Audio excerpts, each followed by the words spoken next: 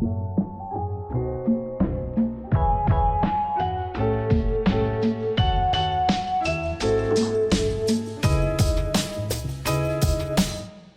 to Aston Martin's Club at 1913 here at Pebble Beach. That's the year that Aston Martin was founded, hence the name. Today we're gonna just look around, check out some of the cars they have out here on display, and then actually get to drive one of the DBS Superleggeras. Brand new, not very many people have actually even gotten to get behind a wheel outside of people at Aston Martin actually developing the car. So that's pretty exciting. Also, this video is sponsored by Aston Martin. They're kind enough to bring us out here to do this awesome stuff. So big shout out to them, and you can find more info via the link in the description if you're interested in anything Aston Martin related, which why wouldn't you be? They make beautiful cars.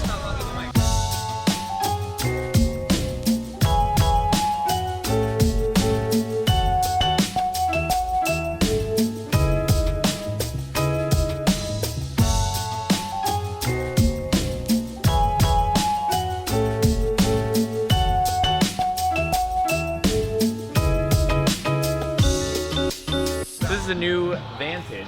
I think they've actually started deliveries of these because I saw one around LA probably about a week ago, and it was the first time I was like, wait, what's that? Oh, new Vantage, as always with Aston Martin. Very pretty. It looks a little bit like the DB10, which was in the last James Bond movie. Top of my head, not sure the power figures and whatnot. I've seen a couple other videos though. Sounds great. I think we can get inside right now, actually. Share some of the, a lot of the styling with the way the DB11 looks inside. We've got the nice red contrast in this one, and I think it's still using infotainment that's based off of the Mercedes, as far as I can tell here with this, looks like my C63 center console. I'm sure it sounds great, at least from what I've heard in the videos. I don't think we're gonna get to start this one up, but we are gonna be driving the DBS, so I think we'll jump on over to that because that is the exciting bit that you're probably looking forward to. So we'll go grab the keys and hop in the car, go for a drive. So here is our chariot, the DBS Superleggera, 715 horsepower, hyper red color. This is a pre-production model, so things could change between now and it coming out. End of the year, it should hit streets. Maybe you'll see it on a road near you. About 3.5 seconds to 60. I guess it's producing so much torque that they had to limit it in first and second gear. You get all of it once you're on full in third gear, but it's just like putting down that much power that they had to scale it back a bit for the safety and life of the transmission. So I was just being told that some Ferrari owners who went in one earlier today were saying that it was possibly better than their 812. So this should be interesting. I'm looking forward to driving it. And also, just when I saw this thing unveiled, as I was saying earlier in the video, it's just, oh, it's pretty. We're gonna hop in and go for a drive. We're inside. Let's get that seatbelt on. Safety first, ladies and gentlemen. The keys are ours. Keyless. How about, yeah, I know, right? Automatic. We're about that. We're about that luxury life here at Aston Martin. We got seat controls in here. Looks like we're pretty much right about where we need to be. Mirrors, all good. Let's give it a start. Aston Martin never ceases to amaze me with sound of their twin turbos. I really don't know that there is any other manufacturer out there that is able to make a car with twin turbos sound as good. It's pretty incredible. Anyway, let's head on out of here. Do it up.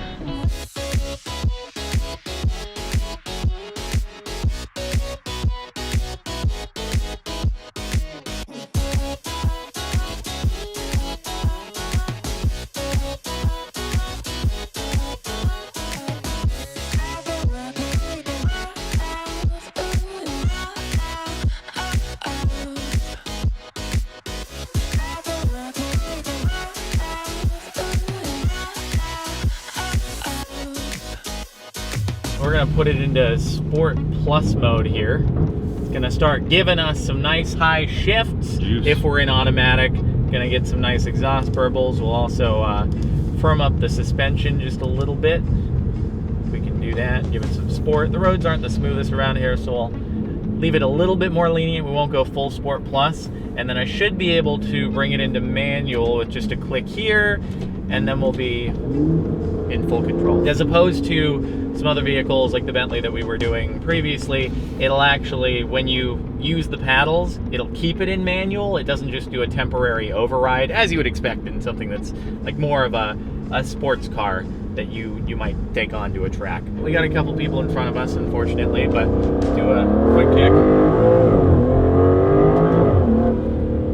Nice. So as we were saying before, it has so much torque in 1 and 2 that they had to dial it back a little bit, and I was being told that between 1 and 2 on the shift, when you're in manual, you want to let the car do the 1 to 2 shift on its own. That's the only shift where it actually will do it for you. Then once you're in 2, 3, 4, etc., and you want to go up, it will bounce off the rev limiter. So it'll just take control of you there because of how quick the car revs up, but then it's all you after that. And boy, does it sound great. So here, there's no one behind us, so we can do a little, slow down a little bit. I'm gonna go down into seconds and get a little bit further ahead and do a quick pull here. Brace yourself. I'm trying to get braced.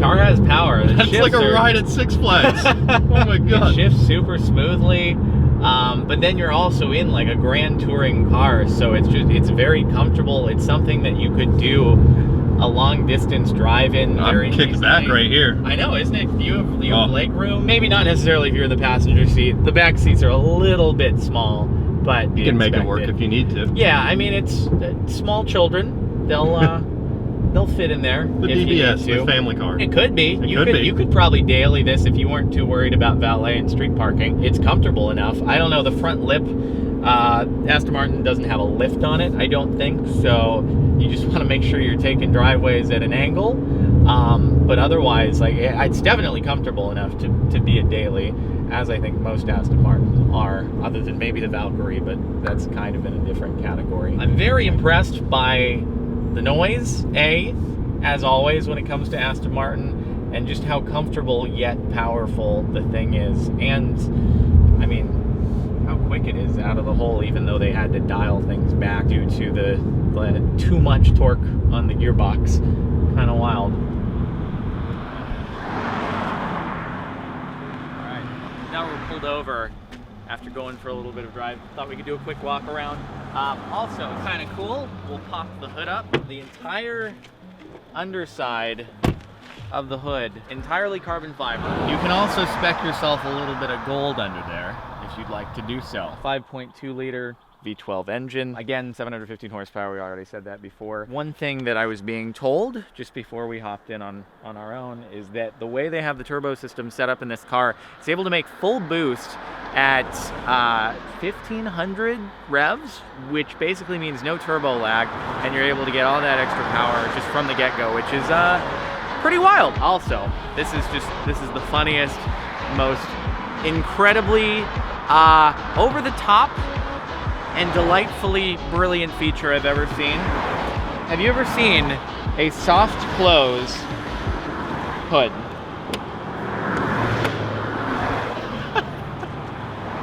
Just because you can. Because you can. We've also, on top of the carbon fiber hood, we've got the carbon fiber roof, carbon fiber little lip back here for the spoiler. The rest of the car is made primarily out of aluminum inside. This is sort of a bluish leather with red contrast stitching and piping. Forged carbon composite in the doors. Nice Bang & Olufsen sound system, which I'm sure sounds great, but we've not got our phone hooked up to listen to music. But it's very luxurious. It's that good combination of sporty and also just an environment that you really want to be in and you're okay being in for a long time and is perfectly comfortable. So all in all, very delightful.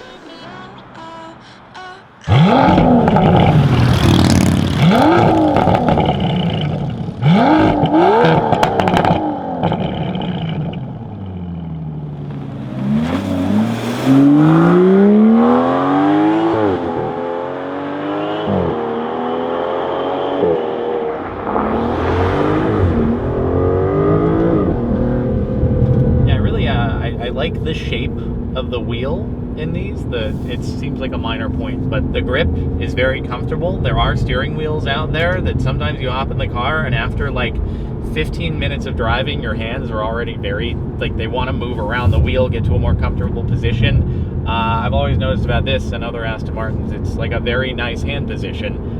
You don't feel the need to just like shift around, go to the bottom, although I always do end up going like this when I'm on the freeway in traffic in LA, because that's generally what you're doing. Throttle response is great, and it's just as we're hitting bumps here, yes, the camera's probably jostling a little bit, but it's a lot smoother.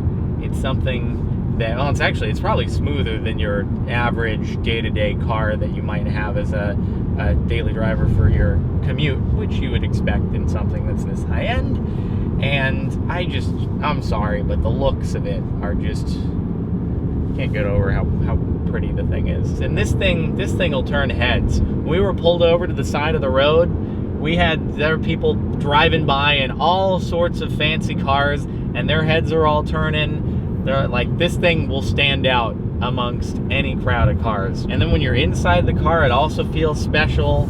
It creates quite a nice experience for you. You can drive it comfortably a few hours to get to the track, be super happy with it, then actually be happy with how it performs on the track, and then you're gonna be stoked to have a nice comfortable ride home rather than like feeling absolutely dead. And you just, you get those burbles, and it's just so nice. Burbles. That's what the exhaust burbles.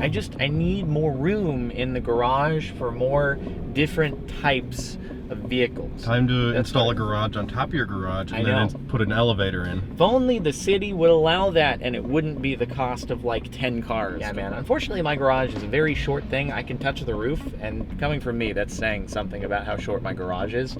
So not too much room. I could do this on the drive from here back to LA, and I would be very, very satisfied with it. I'd be super into that. All right, we're back. Turn off the engine. Retrieve the key from its safe little compartment here. It is a beautiful looking key, by the way. A key you would expect from a company like Aston Martin. I didn't actually kiss it for future people using the car. I was going to ask, I was like, did you really just kiss it? I did not actually kiss it. Right. Cool. Well, that about does it. Beautiful thing to look at. It's, I think, just as nice to enjoy from the outside as it is from the inside behind the wheel. It's going to be sad to see it go, but alas, that's all the time we have for now. So anyway, thanks so much for watching. Thanks again to Aston Martin for actually sponsoring this video and giving me the opportunity to take this out and check out Club 1913, which is where we've been at this whole time, and their whole setup here at Pebble Beach this year. It has been delightful. So anyway, we'll end it there. I'll see you next time.